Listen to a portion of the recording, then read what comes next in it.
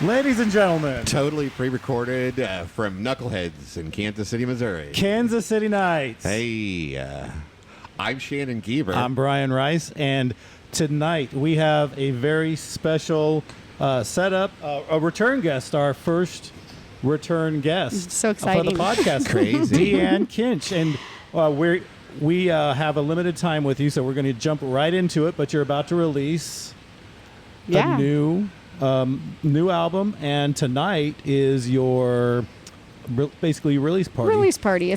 So actually the album was released today. Today was the actual release date. Awesome. And I did the party on the same day because I thought, Great. Yeah. So this Great really idea. is a celebration of just doing it. Right on. Of actually making it come to fruition. Yeah. Especially after everything in the last 2 months. It's been a little wild ride. So It has been. Yeah. For you. How long have you been writing and recording the album? 2 years. Writing started about 2.5 years ago. Mm-hmm. And then the last song on the album was written in January of this year. And it wasn't going to be on the album. It was going to actually only be a simple... Okay, the last song being Phoenix Rising? The Big Reveal. No, I meant The Big Reveal. Yep. Yes. Yep. And it was kind of one of those collaborations where actually I just wrote it. It was one of the fastest songs I've written next to my very first song I ever wrote, which is called Siren. I wrote it probably in 45 minutes, and it was like, oh my gosh, that's such a cool song. Like, it was, this album's a lot about, there's a little bit of heartache, but also a lot of hope. Mm-hmm. Hope. A lot of Daydream. One's called Daydream, one of the songs. Love that song. There's just a lot of, and I can't wait to see what my future's holding because, I have a way of foreshadowing all my stuff. So it comes to fruition. It literally comes true. Well, yeah. So we'll see. I don't know. I say that because y'all like anyway, you guys I know are aware of, I had a house fire August 9th. Yes. Mm-hmm. Oh, wow. So, and I named this album Phoenix Rising 2 years ago.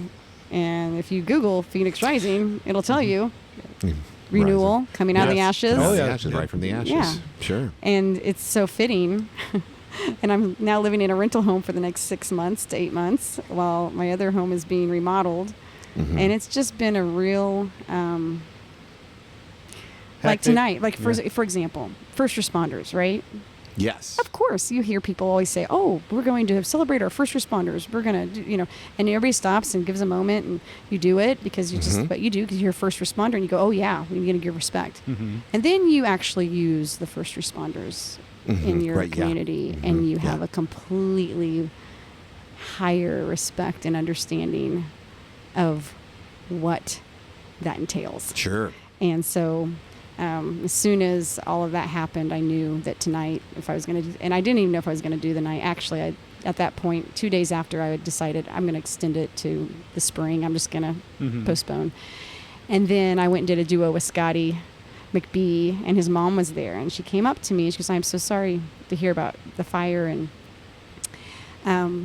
I just want to ask you, and you mentioned October 15th that you were going to do that release." She goes, "I really hope you're still going to do that." And I looked at her and I said, "No, Kathy, I am not. I'm going to postpone it." I said, "There's just too much right now." Yeah. And she goes, "Well, can I just show you something I've been working on for 1 year now, about a year, and it's something I was going to give you at your release party, and I really want you to just really think about maybe keeping that date." And I thought, wow, that's pretty bold of someone to say, keep the release. You're not making the album, I am. Like, it's kind of in my mind, like, not against Kathy. I was thinking, I have a lot on my plate right now. I don't know. And she shows me on her phone this quilt. She's a quilter, and she's been working on this quilt for a year, and it's a huge phoenix, and it's beautiful. Gosh. And it's not like, it's kind of like what they call a lap quilt, I guess, size. But it was breathtakingly beautiful. The colors, everything. And I just started crying. And I immediately said, okay, I'm keeping October 15th. Yeah. And I thought, oh gosh, how am I going to get all this done? And we had done a lot of the recording, the bass stuff, but all the little things that you have to do when you're releasing an album. You have a lot of finishing touches. Not just on the music itself, but then on the business side of it, to get everything out on time and to order CDs if you're going to do CDs, because nobody has CDs, but then everybody wants CDs. And there's a whole thing behind right. it, and some people are doing, put out their original music for different reasons, right? We all have our reasons. For me, it is it's mental wellness. I do it so I can get these things out of my head because otherwise they're trapped. Well, there was, and it's a release good for stuff me. in there. When I say a release party, I mean a release party. Right. Yeah. Right. So, yeah. Well, that's great. By the way, is the quilt hanging by the merch table It is, in the yeah. saloon there? I was looking at it. It's very cool. It is very beautiful. Neat. And she goes, "It is yours, but I need it back because I'm going to put it in a big contest." Mm-hmm. And all this, and I was like, It's a "Okay, no winner. problem." So it was really sweet of her, and I've had a lot of people like kind of relate to like. I've heard snippets of this and already just be very relatable, and I was surprised me because I thought my inner thoughts are relatable. That's scary. Oh. But So this is your second album, correct. right? So how does this differ from the first album? Sure. Okay, so when I first started even thinking about writing original music, Kurt Coolidge actually was the first person at Jerry's Bait Shop one night at Jam Night said, "You're a writer." And I go, I've never written and thought about being a writer in my life. And he goes, "You're a writer." And he goes, "I think you need to start developing that." And it kind of sparked a little like, really? I never thought of that. You mean I could do that? And then all of a sudden it was like, I got a lot in my head I could totally write about, but I didn't know how to do it. So all of a sudden one morning I woke up, there's a lot more to the story, but I woke up one morning and I wrote Siren, my first single I put out. And it was like a rock pop type thing. And it felt good. I liked it. But then I was on a journey from there. A lot of other songs I started writing weren't just that genre. It was a little country, a little pop, a little jazz, a little blues, like little things in there. And I thought, I don't even know what I would call this stuff, but it's going to be out there. And it seemed as my voice does lend well to country, but it's not what I put on the radio every day. I do like country, but it's not something I listen to every day. I am a rocker. I liked 80s rock. I was very much that girl. So I have a lot of things that I also was raised in with Christian music. So I have a lot of gospel, a lot of faith-based that I grew up with. Going from there, I put out, I noticed that most of that album, 21, was very much, it felt very country to me. It felt very much Kansas, the Kansas girl, and about my life and about my growing up. And it was true to me. It was very true to me. After that, I wrote a song called Big City Heart. That was a transition song, kind of like transitioning from, I don't want to get stuck in just country genre because that's not really, my original music isn't just that. And that song kind of was talking about big city heart. I'm from a small town, but I'm in the big city and all this. And then from there, I started, I've had a lot of life changes in the last few years. A lot of things have been going on. And so I started writing these poems, and they felt more poetic than they did songs. And then all of a sudden, one day, I grabbed my guitar, and I started actually putting some music to it. So that's kind of the difference. And what I found is a different voice in me, not only with my guitar and some of the voicings for these songs, melodic, I can't say the word. Melodically, maybe that's the word I'm looking for. Different voicings, which were cool, and there was this real ethereal way of release with this album. I needed to get a lot of these words out, and I wanted to put them to songs. So that's a lot of things to say. I don't know if I came around the mountain on that or not. But, no, you're okay. But now with this album, it's definitely more true to probably my songwriting than. Well, there's a lot about, past. just knowing you and what you've gone through in the last year and listening to these songs, sure, I can definitely understand. But, when you talk about the poem part, the prologue was it's just something else. And then you got the fire crackling as you roll right into Phoenix Rising. And I was just like, oh my God. It was really good. It was just. Yeah. And did you notice at the very last, the big reveal starts with the ocean, almost like a water. And it's kind of like, okay, the fire's put out now. There's a healing and a cleansing that's happening. Okay. Yeah. And the big reveal is really not a big reveal. It's really more of, you can let love shine. You can go out there and you just can be you, and you can. I've had a lot of people, I'm officially single in my life, and so I had a lot of people kind of, question this, question that, a lot of things. And what I mean by that is, you should start dating. You should get on this. You should do that. Blah, blah. And I'm just like, really, guys, leave me alone. I'm good. Like I am truly on a journey to heal from inside out. And my children will always be my priority. And so anything else is gravy, right? But there's that hope and that wonderful, like, the big reveal is like, oh, look, Deann put out an album, and guess what? I'm happy. Yeah, that's what it comes down to. There's the big reveal. Well, Daydream, there's a lot of that in Daydream. Daydream is definitely, Yeah.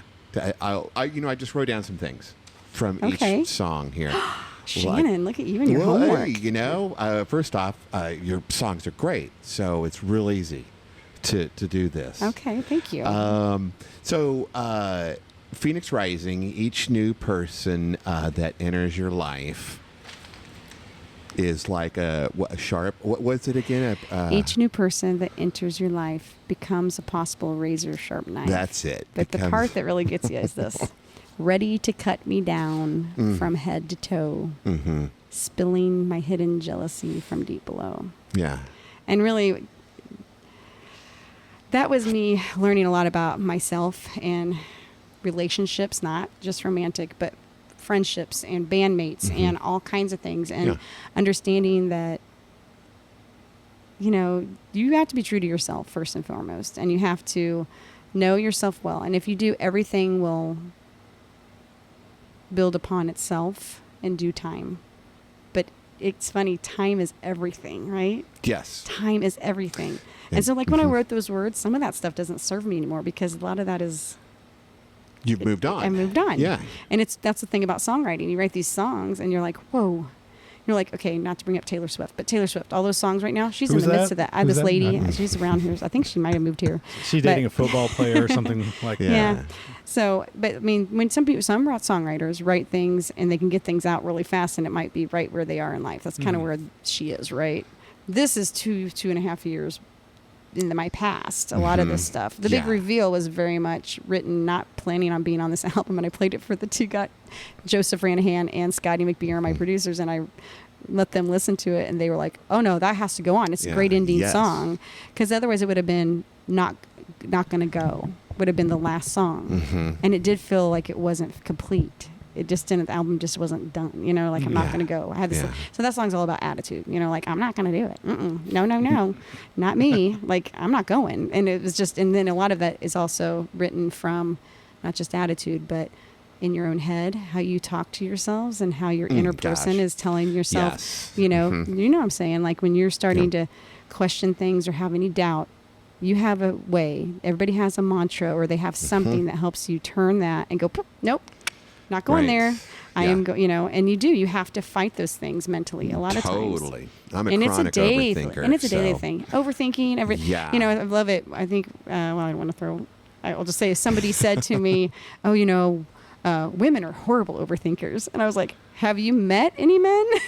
Men and women are overthinkers. We all do it in a different way, but we are absolutely overthinkers. And don't be a cancer sign and be an overthinker as well. Okay, She Stole My Song, but love that title, but my soul says don't let go. Yeah. So she is not a she, meaning like a person. It is Mother Earth. It can be nature. It can be anything that stole something that you thought you wanted to create and you wanted to do. And it's not even about, it can be anything, but you realize somebody else lived your story too. You're not alone. Yeah. It's not like I'm the only person who ever went through a divorce. I'm not the only person who's ever had knee surgery. I don't know, whatever it is, right? But you listen to somebody else take it and make it into this beautiful, a song or a story or a podcast or whatever. And then you go, oh man, they totally stole my story. Like this was what I want to do. And it's not, I'm not being that specific, but then to be able to say, but don't let go. Don't stop just because you think somebody else is, because it's their story. It may be similar, but it's not your stamp. It's not your fingerprint. It's not the snowflake, right? There's only one, right? This fingerprint is yours. So you can't let go. So very good. Yeah. I just think that as soon as we started our own podcast, it seemed like every other person in Kansas City started doing their own. I don't know. That's true. I think we were there first, but that's I don't know. Well, don't let go, Brian. Right. We gotta. That's for sure. Don't let go. That's funny. Need to know. Need to know. I just, I wrote "Take Me to the Moon." Take me to the moon. Is that one of the lyrics in it, or did I just No, hear I that? Jesus, I just heard that. I think in you the might have song. just heard it. What the hell? But need to know. Sorry Take about me. Oh, hold on. Let me think. Oh, yeah. Okay. Don't hold. This is the chorus. Don't hold back what's inside your head. Throw me a wait. Okay. Don't hold back. You are going to be Don't singing hold this. back. It's what's You'll be singing inside your this in about head. 45 Tell me minutes. your truth, so I won't fear losing you. Yeah, throw me a bone. You probably thought that. Throw me a bone and let me taste your marrow. Oh, is that it? Let me taste Make your space marrow. for me. Gosh. Make space for me. And take me to tomorrow. That's what I There's a heard. lot of areas That's that what it's Take great Me to because Tomorrow. I heard when the Take Me guys to first Tomorrow. heard me say that line, they're like, "What? Yeah. What are you talking about?" I'm like, Yeah, "Well, think about it. fierce. Think about a bone. Okay, be for a minute, clear your head and think about just a bone that's in your body. Okay, and then think about the marrow that's inside. That marrow is the deep part that has all the good nutrients, all the good things, all the things that you want. That's going to help you grow and help you live, and they use it for so many things, right? And it's the stuff that tastes. They take bone and literally serve it at restaurants, right, with the marrow in there. So Yeah. that line is very much, I want to know. I need to know you. I need to know why. I need to know the depth, or else you can't take Yeah. me to tomorrow. So that's what that line is. Fair enough. Okay. But when they have double meaning, that's fun too, right? Just don't sing "Take Me to the Moon." Take me to Okay, let's daydream. Love that song. Just It's love ethereal. the way It's it such a- yeah, it's just it's a so daydream. light Yeah. and fluffy. Yeah. And as I stand stage left, and I could be completely wrong on these now that as I stand stage left, I ask this one request. Is Yeah. that right? Yeah, you're right. So, So that's yeah. very much a stage. So like think about my first song I put out. It was called Siren. And it sounds very sexual. I think I talked about this before. But it's not. Right. It's all about from being on the stage. So, it talks about let me pull you in, let me spit you out, let me it's all about entertaining you. Like let me entertain you. I'm the siren. Watch, I can get you through the door. I can make you roar. It's all this. It's that. It's about Yeah. the stage. Yeah. That line is very much that. I'm on a stage a lot, right? So stage left. Everybody. A lot of movies, things you'll hear people say, "Oh, stage left." Yeah. It's kind of a saying, like you say. Sure. And then, and as I stand stage left, I ask this one request: just let me be your daydream. Rest your weary head on me. Hold me in the starlight as you fly, and give me one more night. Yeah. So it's Great. just give me one more night, meaning a lot of things, but also the audience. Give me one more night. Give me one more time to get up there and entertain you. Right. So that's what that all reflects. It's great. Thank you. Love it. Love it. Feel like we're digging deep. You're kind of. Are you getting deep. emotional? It's deep. Kind of as you reflect on the. Yeah. Well, the way to go, Shannon, I know. with these questions, I know. with these thoughtful, in-depth questions. Let's do the last two here real quick. Not gonna go, and of course, to that place in my head. We kind of just touched Yeah. on the overthinkers. Yeah. and- So not gonna go. So don't wait. Not gonna go. Sorry, I get the two of them. I'm screwing up all of her. No, I just in my mind I have this change my head space here. Hold on. Not gonna go. Not gonna go. Okay, I'm not gonna go to that place anymore. To that place in my head where I get lost and my doubt gets fed. I'm not gonna go. It's talking to myself. It's that inner voice. Again, I mentioned this earlier that it's me telling myself no. And there's other aspects to it too that are personal, that it started from, but then from there it was like, oh, it's not one thing. It's all the things. And guess who the problem is? Me. I don't see that in my head. You know what I mean? Like My I gosh. get to control that. I get to control Right. that. Nobody else gets to do that. I do. Yeah. I get to control every thought, emotion I put in here. Yeah. And if I allow someone else or other people, that's really ultimately on me too. So it's just a constant. That song was written as a reminder. When it's hard to think of you doubting yourself when Yeah. you're in Superstar Mafia, Lone Jet, Blondage, Off the Record. Is it called Off the Record? The Heatherstones, are they still a thing? We actually retired that band in November of 24. November 24. Yeah. Okay, coming up on a year. But those guys are great. That band, you'll see them out playing some more. I think they're gonna still do some stuff. But Heatherstones had its run. It was a neighborhood band, and it was wonderful. 14 years. So. Yeah. Well, it's just and on top of that, you've just had a lot of changes this year, but you just roll with it, man. Definitely. You've been through a lot. I mean, really, since the first interview 2 years ago. Yeah. That was, we're coming on just around 2 years ago. Well, we released that on November 6, 2023 is when that, our very first podcast with you. Yeah. That's when we released it. But I think we got together, baby, around this time. Yeah. Yep. That's right. I enjoyed it. It was great. You guys were so fun. I just loved all the whiskey I got to drink that night. Hey, I know. Still do that. I know, and guess where we're standing right now? We're over here by a bar. Right there. We'll get kicked out, No, Ryan Rice. We can't. I tried to get my drummer. What are you looking at me the for? drummer for tonight is Troy Schuster, and he likes Wellers. Okay. And I called like 3 places, and they're all like, "Oh, you just missed it. We're out. We get it. Our next, like all of them. Were, the 3 that I called were all out of Wellers. So I feel like Dang. I just saw some Wellers somewhere the other night, but Yeah. anyway. right. Well, here it is. We are running hard on the you gotta edge, go. Okay. and obviously, the life of a musician and Yeah. the life of sound checking. Obviously, Yep. is a thing, and It is a thing. and we appreciate you being still like toughing it out Oh, for this no problem. we were completely fine. Yeah. No, You know, I'm so glad we but- got to do it. I was going to say just something to add on.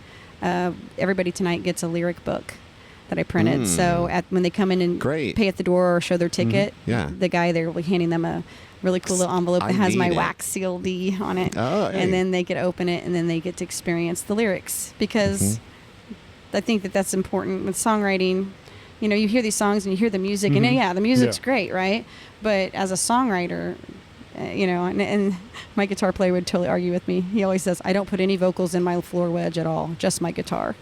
He doesn't care, but he knows the words. But it's funny because every musician, has a different take of it. But, for me, the lyrics and the music work together. But if you can have those lyrics after you go to something like this and go home that night, and the next day you went, I'm going to listen to that song again. And then it becomes real. It really becomes deeper.